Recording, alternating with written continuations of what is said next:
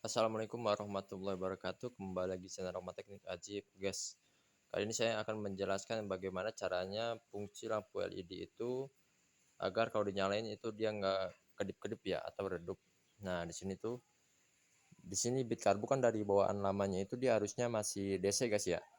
Masih AC. Nah, ini tuh kita rubah ke harusnya ke DC, guys, agar lampu LED-nya itu dapat berfungsi dengan normal dan bisa membuat lampunya ini lebih awet, guys, karena arusnya itu udah stabil langsung dari aki, guys. Nah, di sini arusnya ini udah dirubah dari AC ke DC.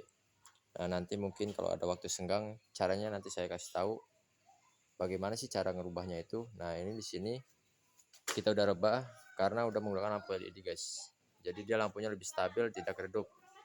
Nah, fungsinya itu kalau kita udah stop kontak ini dia langsung nyala, guys, tanpa menghidupkan mesin ya.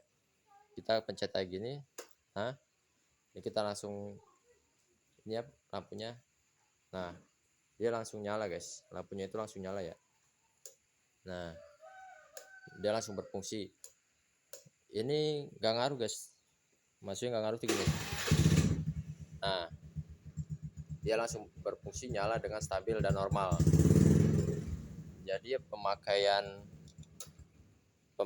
untuk lampunya itu lebih awet karena harusnya normal dan langsung dari aki, guys. Nah, jadi kelebihannya itu lampu bisa langsung nyala. Kita pencet tinggal dikontakin ya, kita mau hidupin, nah kontakin langsung hidup. Kita matiin tinggal matiin aja. Nah, itu kelebihannya menghemat atau memperpanjang masa awet lampu LED, guys. Nah, kekurangannya itu misalkan motor agan-agan sekalian ya, pengisiannya itu kurang dari 13 atau 14 volt. Nah, itu akinya bisa terjadi ngedrop, guys, atau akinya bisa jadi shock karena arus lampu dari lampu LED itu dia langsung larinya ke stop kontak, langsung ke aki, guys. Makanya dipastikan dulu motornya itu harus normal, pengisiannya harus di atas 12 ya, 13 atau 14 volt. Nah, itu udah bagus itu. Jadi kemungkinan nanti lampunya lebih awet dan nyalain normal, guys. Jadi nggak ngaruh ke pengisian aki, guys. Misalkan akan udah ngerubah arus ke DC ya, terus motornya itu jadi nantinya jadi susah di starter. Jadi harus di engkol. Nah, itu permasalahannya ada di pengisian aki, guys. Bisa masalahnya ada pengisian aki atau dari akinya yang udah apa tuh? Udah soak akinya. Bisa jadi dia akinya udah soak, guys. Makanya dia nggak mau ngisi. Makanya dicek dulu pengisiannya normal atau enggak, terus sama aki itu wajib harus akinya yang bagus dan normal ya. Akinya kalau soak itu nggak bisa. Dia malah nantinya ini motor nggak bisa di starter. Jadi susah. Jadi harusnya di engkol.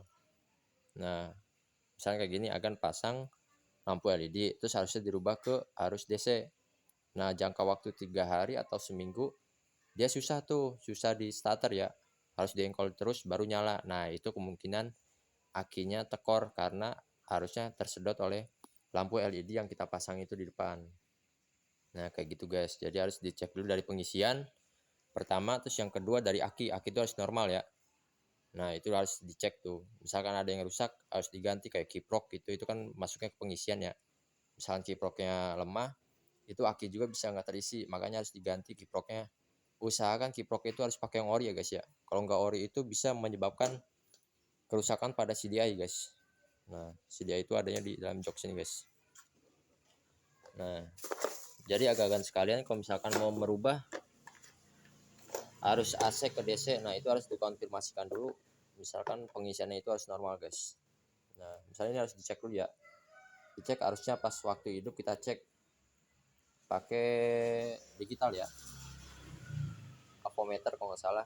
Kita cek. Nah, pengisian itu harus normal, guys, harus di atas 12, harusnya 13 14 itu normal. Misalkan sudah pengisian normal tapi tetap aja nih susah dibuat di starter, nah kemungkinan dari akinya bisa jadi itu udah soak, harus diganti dengan yang baru atau nyari copotan tapi yang masih bagus kayak gitu, guys.